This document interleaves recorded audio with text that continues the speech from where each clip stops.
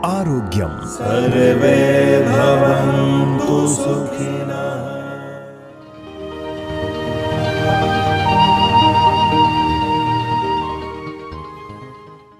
बारिश आ गई।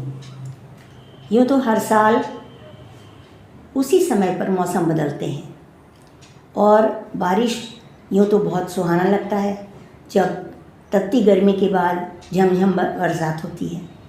इस बारिश में नहाना भी बहुत अच्छा लगता है, ख़ास तौर से बच्चों। तो हम आज आपको ये बताएंगे कि हमें बारिश में बच्चों की देखरेख कैसे करनी चाहिए। तो सबसे पहले शुरुआत तो हम इससे करेंगे कि अगर बारिश आई है और आपका 2 बरस से ऊपर का बच्चा है और वो बारिश में नहाना चाहता है तो प्लीज़ उसे नहाने दीजिए। उसे उस बारिश का आनंद उस तपती गर्मी के बाद लेने दीजिए, मगर ये नहीं कि घंटों वो नहाता रहे और उसके बाद घंटों वो गीले कपड़े पहने रहे। बच्चे के इस पानी से खेलने के आनंद को ना आप भी छोड़िए और ना आपका बच्चे को भी छुड़ाइए। हाँ, उसके बाद क्या करें? जब बच्चे ने आपके नहा लिया तुरंत ज़रा देर नहाने दीजिए। उसको समझाइए कि ज़्यादा देर भीगोगे तो ज़ुकाम हो जाएगा। कपड़े बदल दीजिए तुरंत, और कपड़े बदलने के बाद उसको एक घर का बनाया हुआ देसी काढ़ा, जिसमें घर में जब जो चीज़ें मिलती हैं जैसे अदरक, तुलसी, इलायची और लौंग, इनकी हल्की सी चाय बनाकर बच्चे को पिलाइए। इससे ज़ुकाम बच्चे को होने की चांसेस नहीं रहेंगे। निमोनिया तो नहीं होता। निमोनिया तभी होगा जब बच्चे को पहले से सीना गड़बड़ है या बच्चे को पहले से बुखार है और तब वो पानी में अनजाने में भीगना चला गया। दूसरी चीज़, ऐसे मौसम में हमारा हाजमा कमज़ोर हो जाता है, बच्चों का भी कमज़ोर हो जाता है। तो बच्चों को ताज़ा बना हुआ खाना दें।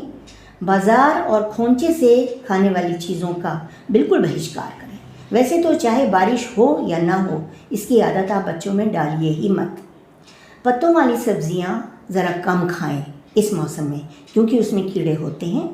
और भी सब्जियों की देखभाल अच्छे से करें, क्योंकि उसमें आजकल कीड़े पड़ जाते हैं। मौसमी फल अवश्य दें। कुछ माएँ ऐसा कहती हैं, बारिश हो गई, ठंड का मौसम आ गया, हमने केला देना बंद कर दिया, संतरा देना बंद कर दिया। नहीं, उसके देने से आपके बच्चे को कुछ नहीं होगा। अगर बच्चे को होना है तो हो जाएगा, या बच्चा किसी ऐसे के संपर्क में आया है जिसको ज़ुकाम खांसी है तो आपके बच्चे को हो जाएगा। तो कुछ सावधानियां बरतिए, बिल्कुल बच्चे को कैद में जकड़ के मत रखिए। तीसरी चीज़, हमारे शरीर में बारिश के दौरान कुछ हार्मोनल चेंजेस होते हैं, वो बच्चे के शरीर में भी होते हैं, ख़ास तौर से बढ़ान के बच्चों में। तो उस हार्मोनल चेंजेस की वजह से बच्चे में कुछ कमज़ोरियाँ आ जाती हैं, जिससे बच्चा इन सब बीमारियों की तरफ, कहना चाहिए झुकाव तो नहीं कहेंगे, ज़्यादा प्रोन हो जाता है, मतलब उसमें ज़्यादा होने के चांसेस रहते हैं। तो पहली चीज़ तो मैंने ये कही कि बारिश का आनंद अवश्य उठाएं। ये पानी जितना शुद्ध होता है उतना कोई पानी नहीं होता। जैसे आपने सुना होगा कि ओले का पानी जले पर लगाते थे। ओले का पानी अगर आप, यानी बरसात में जो ओले गिरते हैं उसका पानी जमा कर लीजिए, दुनिया का सबसे शुद्ध पानी वही हुआ। उसी तरीके से 2 मिनट बरसात हो जाए उसके बाद जो बारिश होती है वो पानी सबसे शुद्ध होता है। इसीलिए पुराने ज़माने में इसी पानी को इकट्ठा करके वर्ष भर इस्तेमाल किया जाता था। अब दस्त आजकल और फोड़ा फुंसी, बच्चों में फोड़ा फुंसी बरसात में काफ़ी होता है। उसकी वजह से एक काम ये करें, हल्की सुबह की धूप में नारियल के तेल से मालिश करना ना छोड़ें और उसके बाद नहलाएं रोज़। कुछ माँ इतना डर जाती हूँ, इतनी बारिश हो रही थी इसलिए हमने बच्चे को पोंछ दिया, नहलाया नहीं। अगर आपको लग रहा है कि मौसम ज़्यादा ठंडा हो गया है तो थोड़ा गुनगुने पानी से नहला दीजिए। बासी वस्तुएं बिल्कुल ना खिलाएं।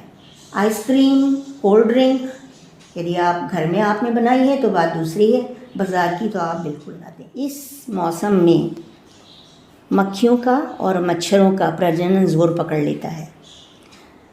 जहाँ कहीं भी पानी भरा हो, गड्ढों में, आपके घर में, बर्तनों में, पुराने गमलों में, टायर में, टूटे फूटी पुरानी टंकियों में, उसमें तुरंत मच्छर अंडे दे देते हैं और एक ही दिन में उससे बच्चे निकलने लगते हैं। तो इनसे बचने के लिए आपको ऐसी जो चीज़ें हैं जिनका पानी घर में इस्तेमाल नहीं होता है उसमें 2-2 बूंद मिट्टी का तेल डाल दीजिए। मिट्टी का तेल एक बूंद डालने से भी वो पानी के ऊपर सारा फैल जाता है और उसमें मच्छर अपने अंडे नहीं देते हैं। और अगर आपके आसपास में कोई नाला है, घर के बाहर से नाला बहता है, तो उसमें हफ्ते में 1 या 2 बार 1 ढक्कन मिट्टी का तेल अवश्य डाल दें। वो फैल जाएगा और नाले में सबसे ज़्यादा मच्छर होते हैं। फिर रात में सोने के टाइम मसहरी का प्रयोग अवश्य करें, मच्छरदानी का प्रयोग अवश्य करें।